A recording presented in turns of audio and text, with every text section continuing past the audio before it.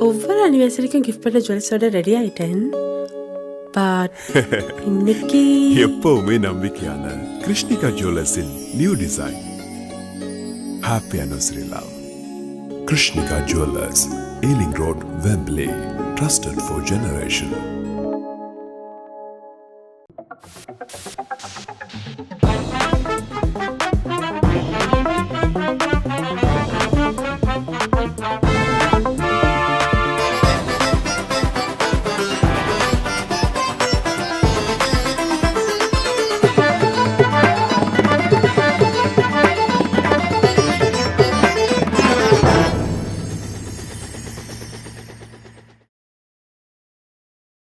அனைத்துலக உயிரோடை தமிழ் ILC தமிழ் உயிரோடை தமிழில் அன்பர்களே உலக நகர்வு நிகழ்ச்சியில் இணைந்திருக்கிறீர்கள்.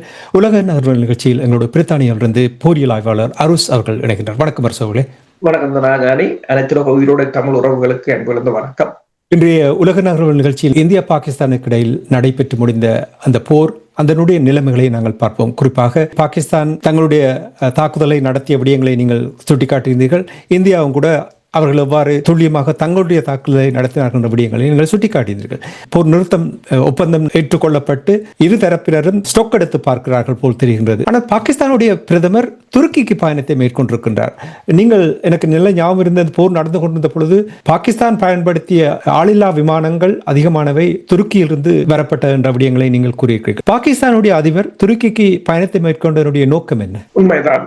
பாகிஸ்தான் அதிபர் 4 நாள் பயணமாக துருக்கி மட்டுமல்ல, துருக்கி, ஈரான், தஜிகிஸ்தான், மற்றது அசர்பைசான், இந்த 4 நாடுகளுக்கும் சென்றிருக்கின்றார்.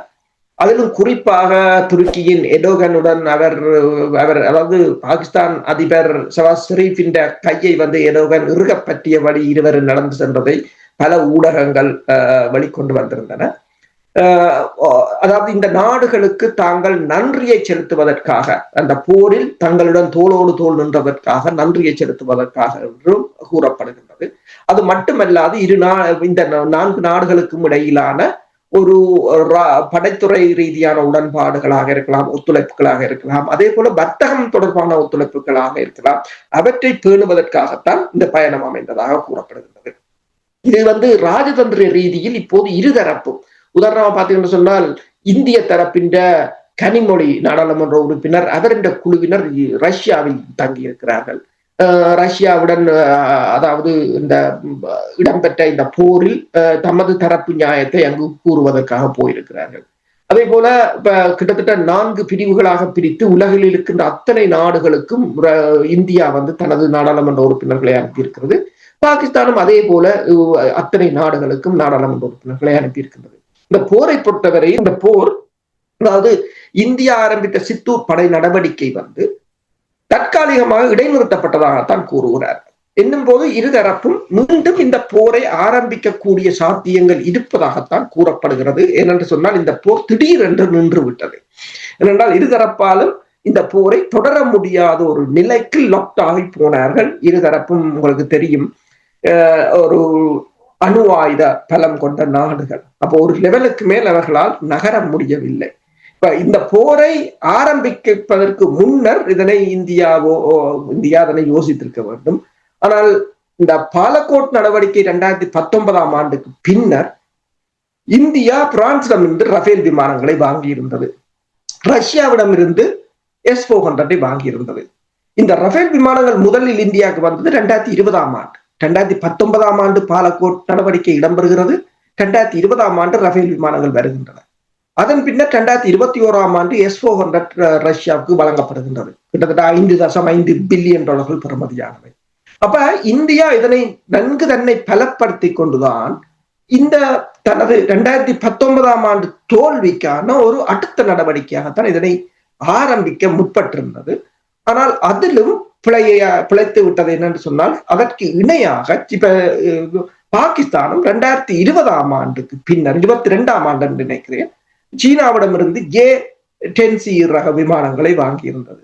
அதே போல சீனாவின் HQ-9E என்ற விமான எதிர்ப்பு ஏவுகணை, இப்ப ரஷ்யாவின் S-400 இந்தியா வாங்கும் போது ரஷ்யாவின் S-300க்கு இணையானதுதான் HQ-9E என்ற ஏவுகணை. அப்ப பாகிஸ்தானும் தன்னை பலப்படுத்தி இருக்கின்றது.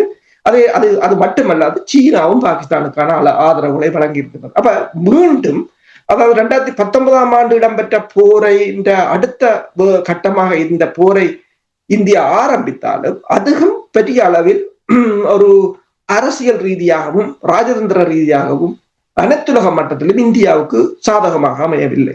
எனவேதான் இந்த போர் இன்னும் ஒரு தடவை ஆரம்பிக்கலாம் என்ற அச்சம் இருக்கின்றது. இந்தியாவுக்கு சாதகமாக அமையவில்லை என்று நீங்கள் கூறுகிறீர்கள். அதை ஏற்றுக்கொள்வது கொஞ்சம் கஷ்டமாக இருக்கின்றது. ஏனென்றால் 3 நாடுகள் இந்தியாவுக்கு எதிராக போராடி இருக்கின்றது. பாகிஸ்தான், துருக்கி, சீனா. இந்த 3 நாடுகளும் இந்தியாவுக்கு எதிராக போராடி இருக்கின்றது. அது மட்டும் இல்லாமல் சீனாவுடைய ஏவுகணையை அது என்ன ஹைப்பர்சோனிக் ஏவுகணையை பயன்படுத்தியது பெரிய ஒரு சிக்கலை ஏற்படுத்தி இருக்கின்றது. இது தொடர்பாக இந்த 3 நாடுகளும் ஈடுபட்டிருக்கின்றதா? ஹைப்பர்சோனிக் ஏவுகணை பயன்படுத்தியது என்ன விளைவு? உண்மைதான். என்னென்று சொன்னால் 3 நாடுகளும் ஈடுபட்டது என்று இப்போது இந்தியாவை பொறுத்தவரையில் ஒன்றை கூறுகிறார்கள். தாங்கள் பாகிஸ்தானிடம் தோற்கவில்லை, சீனாவிடம் தோற்றதாக அதை மடைமாட்டுகிறார். ஆனால் பிரச்சனை என்னவென்று சொன்னால் பாகிஸ்தான் சீனாவின் ஆயுதங்களை பயன்படுத்தியது, துருக்கியின் ஆயுதங்களை பயன்படுத்தியது. அப்படி என்று பார்த்தால் இந்தியா பிரான்சின் ஆயுதங்களை பயன்படுத்தியது, ரஷ்யாவின் ஆயுதங்களை பயன்படுத்தி, இஸ்ரேலின் ஆயுதங்களை பயன்படுத்தி. அப்ப பாகிஸ்தானும் சொல்லலாம், நாங்கள் பிரான்சையும் இஸ்ரேலையும் ரஷ்யாவையும் தோற்கடித்திருக்கிறோம். இப்ப இதெல்லாம் ஆயுதங்கள் நீங்கள் இந்த நாடுகளின் ஆயுதங்களை பயன்படுத்துகிறீர்கள் என்பதை வைத்துக் கொண்டு அந்த போரை கூற முடியாது என்றால் அவர்கள் காசுக்கு ஆயுதத்தை விற்பவர்கள். அதனை நீங்கள் வாங்கி பயன்படுத்தும் போது அது நீங்கள் தான் அதற்கு பொறுப்பாளிகளாக ஆக முடியும். ஆனால் சீனா ஒருபடி மேலே சென்று செய்மதி புகைப்படங்கள், தொழில்நுட்ப உதவிகளை வழங்கியதாக கூறப்படுகிறது. ஆனால் அவங்க அதுக்கு என்ன சொல்றாங்க என்று சொன்னால், இந்த J-10 விமானத்தை விற்கும் போது அந்த பேக்கேஜுக்கு ட்ரைனிங், அதுக்குரிய ஸ்பேர் பார்ட்ஸ் என்றெல்லாம் கொடுப்பதால் அதற்குரிய கொடுத்தார்கள் என்று. இப்ப ரஃபேல் விமானத்தின் விலை கூட $100 மில்லியன் தான். ஆனால் அது இந்த ட்ரைனிங், அது இந்த ஸ்பேர் பார்ட்ஸ், அது இந்த சர்வீஸ் என்று சொல்லித்தான் $244 மில்லியன் அதன் விலை போகின்றது, ரஃபேல் விலை. இப்ப நீங்கள் கூறியது போல இந்தியாவின் உடம்பு பகுதியில் இருந்த S-400 தாக்கி அளித்திருக்கிறது JF-17 Thunder Block 3 என்ற விமானம். இந்த விமானத்தில் கொண்டு செல்லப்பட்ட CM-400 AKG என்ற ஏவுகணை தான் இந்த தாக்குதல் நடத்தியதாக கூறப்படுகிறது. இந்த ஏவுகணையை சீனா கேரியர் கில்லர்ஸ் என்று சொல்லி அமெரிக்காவின் விமானம் தாங்கி கப்பல்களை தாக்கி அளிப்பதற்காக தயாரிக்கப்பட்ட ஏவுகணை. இது உண்மையில் கடற்படை கப்பல்களுக்காக தயாரிக்கப்பட்ட ஏவுகணை. ஆனால் பாகிஸ்தான் 2 வருடங்களுக்கு முன்னர் $100 மில்லியன் கிட்டத்தட்ட 60 ஏவுகணைகளை வாங்கியிருந்தது. அந்த ஏவுகணை மூலம் ரஷ்யாவின் அதாவது இந்தியாவின் வான்பரப்புக்குள் ஊடுருவி கிட்டத்தட்ட அது 240 கிலோமீட்டர் பயணிக்கக்கூடிய ஏவுகணை 90 கிலோகிராம் வெடிமருந்தை கொண்டது. அப்ப அதை மிக உயரமான இடத்திலிருந்து ஏவி இருக்கிறதா தான் கூறப்படுகின்றது. அது கிட்டத்தட்ட ஒலியை விட 4.5 மடங்கு வேகத்தில் செல்லக்கூடியது. மார்க் 4.5 என்று சொல்வார்கள். ஹைப்பர்சோனிக் ஏவுகணையை படைத்துறை வல்லுநர்கள் எவ்வாறு கூறுகிறார் சொன்னால் மார்க் 5 தான் ஹைப்பர்சோனிக் 5.5. அதாவது 5.5 ஒலியை விட 5.5 மடங்கு வேகத்துக்கு அதிகமாக செல்றது எல்லாத்தையும் அவர் கிளாசிஃபை பண்ணினோம் என்று சொன்னால் ஹைப்பர்சோனிக் என்று சொல்லி. அப்ப இது 4.5 என்ற வழியால் பாகிஸ்தான் சொல்லி இருக்கிறது அது என்னென்று சொல்றாங்க, ஹை ஸ்பீட் மிசைல்ஸ் என்று தான் அவங்க சொல்றாங்க. அவங்க ஹைப்பர்சோனிக் என்று சொல்லல. ஆனால் படைத்துறை அவதானிகள் தான் கூறுகிறார்கள் அது உண்மையில் ஹைப்பர்சோனிக்காகத்தான் இருக்க வேண்டும். ஏனென்றால் ஹைப்பர்சோனிக் ஏவுகணையை தடுப்பது கடினம். இப்ப உங்களுக்கு தெரியும், ஹின்சால் ஏவுகணையால் ரஷ்யா அமெரிக்காவின் பேட்ரியாட் ஏவுகணையை தாக்கி அளித்தது. அப்ப பேட்ரியாட் ஏவுகணையால் நின்று பிடிக்க முடியவில்லை என்னும் போது S-400 நின்று பிடிக்க முடியாது. அதற்கும் இன்னொன்றை கூறுகிறார்கள், இந்த தாக்குதலை நடத்துவதற்கு முன்னர் ஒரு ஃபியூ மினிட்ஸ் தான் அதுக்கு கொடுத்தார்கள் என்று சொல்லி, அந்த தாக்குதலை நடத்துவதற்கு அவர்கள் ஒரு சில நிமிடங்களைத்தான் ஒதுக்கினார்கள் என்றும், அந்த சில நிமிடங்களுக்கு இந்தியாவின் சேட்டலைட்டுகளும் ஹேக் பண்ணப்பட்டதாகவும் இந்தியாவின் நேஷனல் கிரிட்டையும் ஹேக் பண்ணினார்கள். அதனை 2ஐயும் ஹேக் பண்ணி விட்டுத்தான் அந்த இந்தியாவின் ரடார்களின் கண்களில் படாமல் இந்த தாக்குதலை நடத்தியதாக கூறப்படுது. இந்த தாக்குதலை நடத்திய பிற்பாடு கொல்கத்தா மற்றும் ஜம்மு பகுதியில் இருக்கின்ற 2 அடுத்த S-400 தாக்க முற்பட்ட சமயம்தான் இந்தியா அமெரிக்காவுடன் கேட்டதாம், என்ன விலை கொடுத்தாவது இந்த போரை நிறுத்த சொல்லி. என்றதற்கான அதோட போர் நின்று விட்டதாக கூறப்படுகின்றது. உண்மையில் இந்த செய்தி உண்மையாக இருக்குமாக இருந்தால் வான் மேலாண்மை ஒரு கேள்விக்குறியாக இருக்க போறது தென்னாசிய பிராந்தியத்தில். அதுதான் இங்க மிக முக்கியமானது. அப்ப சீனா தண்ட இந்த கரிய கில்லர்ஸ் என்று சொல்றது, ஏனென்றால் தாய்வானுடனான ஒரு போர் ஆரம்பிக்குமாக இருந்தால் சீனா அமெரிக்காவின் பெருமளவில் கடற்படை கப்பல்கள் தான் அதில் ஈடுபடக்கூடியதாக இருக்கும். விமானங்களும் கடற்படை கப்பல்களும். ஏனென்றால் அமெரிக்காவுக்கும் தாய்வானுக்கும் இடையிலான தூரம் அதிகம். அப்ப அமெரிக்காவின் கடற்படை கப்பல்களை இந்த ஏவுகணை மூலம் இலகுவாக தாக்கி அளிக்க முடியும். அப்ப இது உறுதிப்படுத்தப்பட்டால் அது தாய்வானுக்கு மிகப்பெரிய ஒரு சிக்கலை ஏற்படுத்துவது மட்டுமல்லாது, இனி இந்த ஹைப்பர்சோனிக் ஏவுகணை களமுனைக்கு வந்துவிட்டால் இந்தியாவின் பாதுகாப்பு அல்லது இந்தியாவின் பாதுகாப்பு செலவினமும் மேலும் அதிகரிக்கக்கூடிய ஒரு நிலையை தான். நீங்கள் கூறிய விடயத்தில் எனக்கு கேள்வி இருக்கிறது. என்னவென்று சொன்னால், சில வாரங்களுக்கு முன்னதாக நான் உரையாடும் பொழுது உங்களோடு நீங்கள் விமானங்கள் தொடர்பாக கூறும் பொழுது அவர்கள் சரியான பயிற்சி எடுக்கவில்லை, வாங்கினார்கள், பயன்படுத்தினார்கள், அதனால் ஏற்பட்ட விளைவு என்று நீங்கள் கூறினீர்கள். அப்பொழுது எனக்கு அதை ஏற்றுக்கொள்ள கடினமாக இருந்தது. என்றால் இவ்வளவு பணத்தை கொடுத்து வாங்குபவர்கள் சரியான பயிற்சியை எடுக்காவிட்டால் அதனுடைய பலன் என்ன என்று நிச்சயமாக அவர்கள் புரிந்திருப்பார்கள். என்னுடைய கேள்வி இந்தியா தொடர்பாக இல்லை, பாகிஸ்தான் தொடர்பாக இவ்வளவு பெரிய ஏவுகணையை, ஹைப்பர் சூப்பர்சோனிக் ஏவுகணையை பயன்படுத்துவதென்றால் நிச்சயமாக பாகிஸ்தான் வாங்கியிருந்தால் அவர்களுக்கு பயிற்சி பெருசாக வந்திருக்க மாட்டாது, அதை பயன்படுத்தி இருக்க மாட்டார். நீங்கள் கூறிய விடயங்களை வைத்து எனக்குள்ள ஒரு வருமானத்துக்கு வருகின்ற, அதாவது சீனா இங்கே நிறைய உதவி வழங்கி இருக்கிறது பாகிஸ்தானுக்கு. அப்படி என்றால் சீனா இங்கே நேரடியாக இந்த போரில் ஈடுபட்டிருக்கின்றது. சீனாவுடைய ஈடுபாடு அதிகமாக இருந்தபடியால் தான் இந்தியாவுக்கு இவ்வளவு நீங்கள் கூறுகின்ற, உறுதிப்படுத்தியதோ எனக்கு தெரியவில்லை, நீங்கள் கூறுகின்ற விடயங்கள் அவ்வளவு சேதம் நடந்தது என்று சொன்னால் சீனாவுடைய முழு ஈடுபாடு தான் முக்கிய காரணம் என்று நீங்கள் நம்புகிறீர்களா? உண்மைதான், நீங்கள் கூறியது போலதான். என்று சொன்னால் ரஃபேல் விமானத்தை வாங்கும் போது அதற்குரிய பயிற்சிகள் எல்லாம் பிரான்ஸ் கொடுத்திருக்கும். ஆனால் பிரச்சனை என்னவென்று சொன்னால், பிரான்ஸ் வான்படைக்கும் இந்திய வான்படைக்கும் உள்ள நெருக்கத்தை விட சீன வான்படைக்கும் பாகிஸ்தான் வான்படைக்கும் உள்ள நெருக்கம் அதிகம் என்று கூறுகிறார்கள். இருவரும் ஒன்றாகத்தான் இருக்கிறார்கள். அதாவது அந்த ஒவ்வொரு வருடமும் இரண்டு நாட்டு வான்படையும் ஒன்றாக பல பயிற்சிகளை மேற்கொள்வதாக, ஒவ்வொரு வருடமும் பல பயிற்சிகளை மேற்கொள்வதாகவும், அப்கிரேட் இப்ப A-17 தண்ட பிளாக் 3 இப்ப பாகிஸ்தான் விமானம் என்றுதான் கூறுகிறார்கள். என்னென்னால் அந்த தொழில்நுட்பத்தை சீனா பாகிஸ்தானுக்கு வழங்கிவிட்டது. உதாரணமா பாத்தீங்கன்னா சொன்னா பிரம்மோஸ் ஏவுகணை இந்த தொழில்நுட்பத்தை ரஷ்யா இந்தியாவுக்கு வழங்கியிருந்தது. எனவேதான் பிரம்மோஸ் ஏவுகணை இந்தியா தயாரிக்கின்றது. அதனை ரஷ்யாவின் சூகோய் 30 விமானத்தில் பொருத்தி அதிலிருந்து பயன்படுத்துவதற்குரிய அதனை மோடிபிகேஷன் கூட இந்தியா செய்கின்றது. அப்ப சுகோய் 30 தொழில்நுட்பத்தையும் பிரம்மோஸ் ஏவுகணை தொழில்நுட்பத்தையும் ரஷ்யா இந்தியாவுக்கு வழங்கியிருந்தது. அதே போலதான் சீனா தனது தொழில்நுட்பத்தை பாகிஸ்தானுக்கு வழங்கியிருந்தது.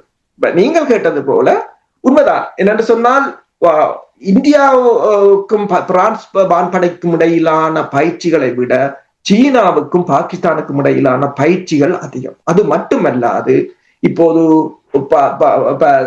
அமெரிக்கான புலனாய்வு தகவல்களின் அடிப்படையில் கூட இந்தியாவின் வெளிவார செயலாளர் விக்ரம் மிஸ்ட்ரி கூட ஒன்றை கூறுகிறார். அதாவது சீனா முற்று முழுதாக சேட்டலைட் ஒளிப்படங்களாக இருக்கலாம், தொழில்நுட்ப உதவியாக இருக்கலாம், எலக்ட்ரானிக் வார்ஃபேராக இருக்கு, எல்லா விதத்திலும் பாகிஸ்தானுக்கு உதவி செய்திருக்கு. அப்படி என்றால் இந்த விடயத்தை இந்தியாவுக்கு தெரியாத, சீனாவும் பாகிஸ்தானும் இணைந்து பயிற்சி எடுக்கிறார்கள், இணைந்து செயல்படுகிறார்கள் என்றதை நிச்சயமாக இந்தியா புரிந்திருக்கும். உண்மைதான். ஆனால் ரஃபேல் மீதும் மேற்குலகத்தின் மீதும் வைத்த நம்பிக்கை தான் இந்த தோல்விக்கான காரணம். என்னென்று சொன்னால், இந்த மேற்குலகத்தின் ஏவுகணை, மேற்குலகத்தின் தொழில்நுட்பம் அதனை மிஞ்சிவிடும் என்று அதே கணக்கைத்தான் போட்டுக்கொண்டு ஐரோப்பிய ஒன்றியம் ரஷ்யா மீது போரை தொடுத்திருந்தது. நேட்டோ போரை தொடுக்கும் போது நான் கூறியது போல கிட்டத்தட்ட நேட்டோவின் படை பலம் 34 லட்சம் படையினர், ரஷ்யாவின் 13 லட்சம். நேட்டோவின் பாதுகாப்பு செலவினம் $1200 பில்லியன், ரஷ்யாவின் 120 பில்லியன், கிட்டத்தட்ட 10 மடங்கு. இருந்தாலும் ஒரு துப்பாக்கி சூட்டை குண்ட கூட ரஷ்யாவுக்கு எதிராக சுட முடியவில்லை. 3 வருடம் 4 வருடம் இப்போது ட்ரம்ப் ஃப்ரஸ்ட்ரேஷன் அடைகிற நிலைக்கு போய்விட்டது அந்த நிலைமை. அதே போலதான் அப்ப இதை தவறாக கணிக்கப்பட்டதாகத்தான் கொள்ள முடியும். ஏன்னா இருதரப்பும் இந்தியா பலப்படுத்தி இருந்தது. நீங்க பாத்தீங்கன்னா சொன்னா, ரஃபேல் விமானத்தை 2019ஆம் ஆண்டு இடம்பெற்ற அந்த தோல்விக்கு பின்னர் ரஃபேல் விமானத்தை வாங்கியிருந்தது உலகில், அதாவது ஐரோப்பிய ஒன்றியத்தின் பெஸ்ட். அடுத்ததாக S-400 வாங்கியிருந்தது. அதுக்கு அமெரிக்காவோட எதிர்ப்பு தெரிவித்திருந்தது. அமெரிக்காவுடைய எதிர்ப்பை மீறி 2021ஆம் ஆண்டு அதை டெலிவர் பண்ணியிருந்தார்கள். அதனை எங்கு நிறுத்தி இருக்கிறார்கள் என்று சொன்னால் அந்த எல்லை பாகிஸ்தான கிழக்கு எல்லை பகுதியில் தான் நிறுத்தி இருக்கிறார்கள். ஆனால் அவர்களும் பலப்படுத்தி இருக்கிறார்கள் என்பதை புலனாய்வு தகவல் மூலம் அதனை அறிவதற்கு, இப்ப உதாரணமாக பார்த்தீங்கன்னா 2021ஆம் ஆண்டு பாகிஸ்தானில் இருந்து பெருமளவான இராணுவ அதிகாரிகளை பாகிஸ்தான் சீனாவுக்கு நிரந்தரமாக அனுப்பியிருந்தது. அவர்களின் தொழில் என்னென்று சொன்னால் பாகிஸ்தானுக்கும் சீனாவுக்கும் இடையிலான மிலிட்டரி சப்ளை, அதாவது இராணுவ விநியோகத்தை சீராக பாதுகாத்துக் கொள்வது. ஒரு போர் என்று ஆரம்பித்தால் இராணுவ விநியோகம் மிக மிக முக்கியமானது, தளவாடங்கள விநியோகம், அதனை சீராக பார்த்துக் கொள்வது என்றது. இவை எல்லாவற்றையும் இந்தியா உண்மையில் அறிந்திருக்குமாக இருந்தால் இதை ஒரு ராஜதந்திர ரீதியில் இதிலிருந்து இதை ஒரு அணுகி இருக்க முடியும். இவ்வாறு படைத்துறை ரீதியாக இதனை கொண்டு சென்றிருக்க தேவையில்லை. இந்தியாவுடைய புலனாய்வு தோல்விதான் இந்த நிலைமைக்கு காரணம் என்று நீங்கள் கூறுவதை நான் உணர்கிறேன். நிச்சயமாக இந்த விடயங்களை நாங்கள் அந்த பக்கம் இந்த பக்கம் என்று பார்க்காமல் நடந்த விடயங்களை, வருகின்ற தகவல்களை பகுப்பாய்வு செய்கின்ற விடயங்களை இங்கே எங்களுடைய உறவுகளுக்கு எடுத்து வர வேண்டும் என்பதற்காகத்தான் நாங்கள் இந்த இரண்டு பக்க நிலைமைகளையும் இங்கே கொண்டு வருகின்றோம். இதில் எங்களுக்கு எந்த ஒரு லாபமும் இல்லை, வெற்றி தோல்வி என்று நாங்கள் பார்ப்பதும் இல்லை.